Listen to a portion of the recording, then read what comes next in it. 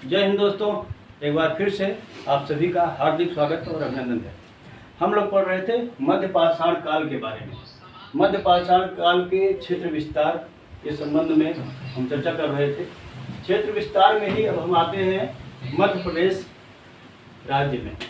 ठीक है, मध्य प्रदेश में हम देखेंगे आदमगढ़ शिलाश्रय। ठीक है, अभी इसके पहले भी आदमगढ़ की चर्चा हो चुकी है। पशुपालन के साक्ष्य बागौर और आदमगढ़ से प्राप्त हुए हैं।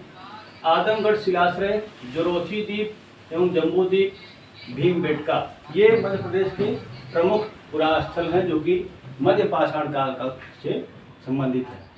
अब आदमगढ़ शिलाश्रय को देखेंगे, इसकी खोज जो है यहाँ से 25,000 लघु पाषाण उपकरण प्राप्त किया है इन्होंने, आर.बी. जोशी ने। ठीक, अब हम भीमबेटका के बारे में विशेष रूप से पढ़ें, उसके पहले हम देखेंगे जरोथी द्वीप एवं जम्बू द्वीप के बारे में। ठीक है, जरोथी द्वीप से 2 बच्चे एवं 1 वयस्क के अस्थि अवशेष प्राप्त हुए हैं। ठीक है, जरोथी द्वीप से ही एक जो है मानव कंकाल प्राप्त हुआ है। और आदमगढ़ से देखेंगे, आदमगढ़ से पालतू पशुओं में कुत्ते एवं बकरी की हड्डियां। ठीक है, आदमगढ़ शिलाश्रय से कुत्ते एवं बकरी की हड्डियां प्राप्त होती हैं। अब भीमबेटका को देखेंगे, भीमबेटका इसके पहले भी हम इसकी चर्चा करते रहे हैं, पूर्व पाषाण काल के संदर्भ में, मध्य पाषाण काल के संदर्भ में। ठीक है, ये मध्य प्रदेश के रायसेन जिले में स्थित है। 1957 में विष्णुधर वाकड़कर द्वारा 1957 में भीमबेटका की खोज की जाती है। विष्णुधर वाकड़कर को पाषाण काल का पितामह कहते हैं। मान लीजिए क्वेश्चन पूछ दिया पाषाण काल का पितामह किसे कहा जाता है, तो आंसर उसका विष्णुधर वाकड़कर। ठीक है, कभी कभी पूछ दिया भीमबेटका मध्य प्रदेश के किस जिले में है, इसकी खोज किस वर्ष की गई। ठीक, उसके बाद वहाँ से जो साक्ष्य मिले हैं उनके बारे में तो अक्सर पूछा जाता रहा है। यहाँ से एक सभा कक्ष गुफा मिली है। इस गुफा में 20 मीटर लंबी सुरंग की प्राप्ति हुई है। यहाँ से 3 द्वार वाला कक्ष प्राप्त हुआ है। इसके अतिरिक्त एक्सुलियन चरण की पत्थर की दीवार। एक्सुलियन चरण हम कहाँ पढ़े हैं, इसके पहले हम पूर्व पाषाण काल में, पूर्व पाषाण काल के खंड निम्न पूर्व पाषाण काल में एक्सुलियन चरण की बात करते हैं। तो उस चरण की एक पत्थर की दीवार यहाँ प्राप्त हुई है। यहाँ मानव आवास के साक्ष्य मिले हैं इस भीमबेटका गुफा से। 642 गुफाएं, यहाँ से कुल 642 गुफाएं प्राप्त हुई हैं। इसमें से 400 में चित्रांकन प्राप्त होते हैं। ठीक है, मानव उस गुफाओं में आवास करता था और दीवारों पे उसने चित्र बनाए हुए हैं। उन चित्रों के माध्यम से तत्कालीन मानव जीवन के बारे में पता चलता है। अब यहाँ देखेंगे कि नीले रंग का प्रयोग जिन चित्रों में हुआ है, ठीक है, जिन चित्रों में नीले रंग का प्रयोग हुआ है उन्हें सबसे प्राचीन माना जाता है। ठीक, इसके पहले भी हम पढ़ चुके हैं कि ये चित्र जो है, इन चित्रों का निर्माण, जो भीमबेटका गुफा में चित्र पाए गए हैं, उन चित्रों का निर्माण उच्च पूर्व पाषाण काल से ही प्रारंभ हो गया था। लेकिन इस गुफा से सर्वाधिक चित्र जो प्राप्त हुए हैं वो मध्य पाषाण काल से संबंधित है, जिनकी चर्चा हम अभी इस समय कर रहे हैं। ठीक है, इसके अलावा हम अंत्येष्टि के साक्ष्य यहाँ से प्राप्त होते हैं। चैलसेडनी की तस्तरी यहाँ से प्राप्त हुई है। जंतुओं की 29 प्रजातियों का चित्रण यहाँ दीवारों पर मिलता है। ठीक है, वराह का चित्र एवं गणेश भगवान का प्राचीन चित्रांकन, इसकी चर्चा हम पहले भी कर चुके हैं, ये यहाँ से प्राप्त होते हैं। कुषाण एवं गुप्त काल के अभिलेख भी यहाँ से मिले हैं, जो कि ब्राह्मी लिपि में। ठीक है, ये रहा भीमबेटका जो कि मध्य प्रदेश में स्थित है। इसके बारे में विशेष अध्ययन की जरूरत है, क्योंकि अक्सर यहाँ से प्रश्न पूछा जाता रहा है और आगे भी लगातार जो है संभावनाएं बनी हुई। अब आगे हम देखेंगे बिहार। बिहार में भागलपुर एवं राजगीर से जो है मध्य पाषाण काल से संबंधित उपकरण प्राप्त हुए हैं।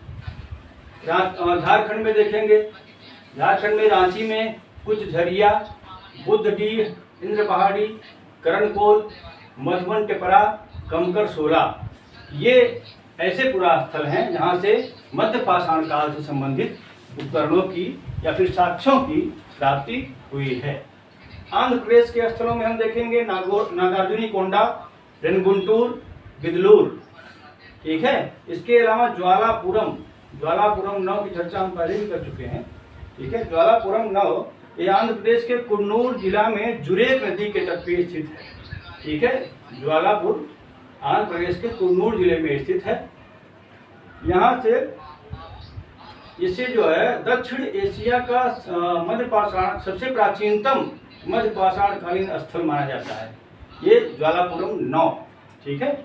यहाँ से 35,000 ईस्वी पूर्व के लघु पाषाण उपकरण की प्राप्ति हुई है, जबकि मध्य पाषाण काल का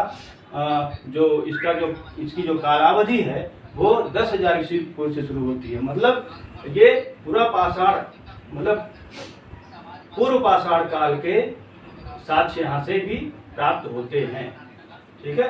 तमिलनाडु में देखेंगे, तमिलनाडु के में टेरी पुरास्थलों की खोज की गई है रॉबर्ट ब्रूस फुट द्वारा। रॉबर्ट ब्रूस फुट एक भूगर्भवेत्ता थे, इसकी चर्चा हम पहले भी कर चुके हैं।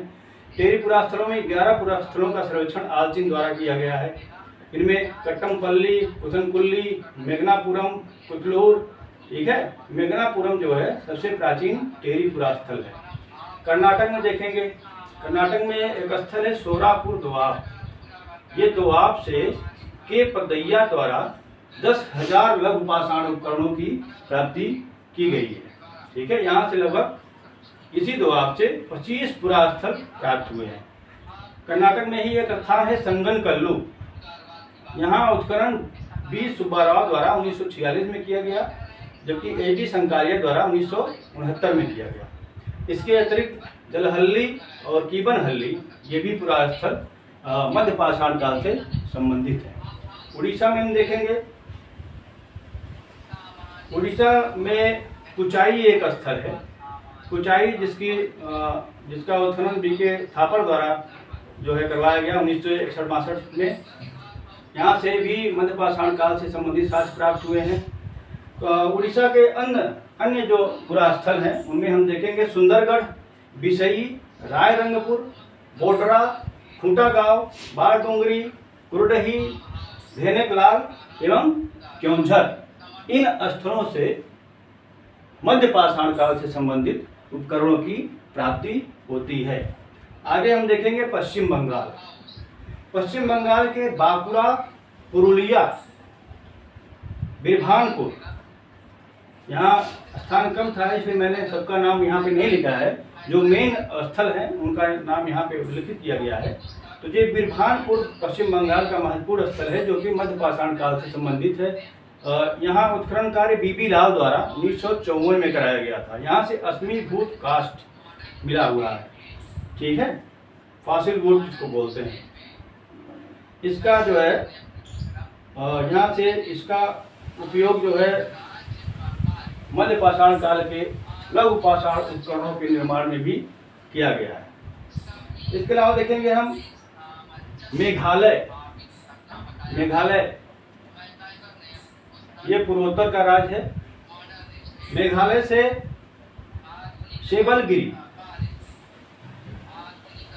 सेबलगिरी से मध्य पाषाण कालीन पूरा स्थलों की पहचान की गई है और यहाँ से लघु पाषाण उपकरण की प्राप्ति हुई है। एक महत्वपूर्ण बात यह है दक्षिण भारत के संदर्भ में, ठीक है, मध्य पाषाण कालीन जो पुरास्थल प्राप्त हुए हैं दक्षिण भारत में दुधिया रंग के, ये जो तमिलनाडु वगैरह कर्नाटक ये जो एरिया है यहाँ दुधिया रंग के क्वार्टर पत्थर का प्रधान रूप से प्रयोग किया गया है, ठीक है। लघु पाषाण उपकरणों के निर्माण में दुधिया रंग के क्वार्ट्ज पत्थरों का विशेष रूप से प्रयोग किया गया है। तो ये था मध्य पाषाण काल का क्षेत्र विस्तार, ठीक है। आगे हम इसकी आगे चर्चा करेंगे। इसके अगले खंड पाषाण काल के अगले खंड यानी कि नव पाषाण काल के बारे में, ठीक है। हमने पढ़ा निम्न पूर्व पाषाण काल के बारे में। पूर्व पाषाण काल की जो तीनों खंड है, निम्न पूर्व पाषाण काल, मध्य पूर्व पाषाण काल, उच्च पूर्व पाषाण काल। उसके बाद हमने पढ़ा मध्य पाषाण काल के बारे में, ये जो दूसरा चरण है पाषाण काल का। इसके बाद हम तीसरे चरण में जाएंगे, जो कि पाषाण काल का तीसरा चरण है, यानी कि नव पाषाण काल। ठीक है, नव पाषाण काल पे हम चर्चा करेंगे। उसके बाद से हमारा ये पाषाण काल का खंड समाप्त होगा। तब तक के लिए धन्यवाद।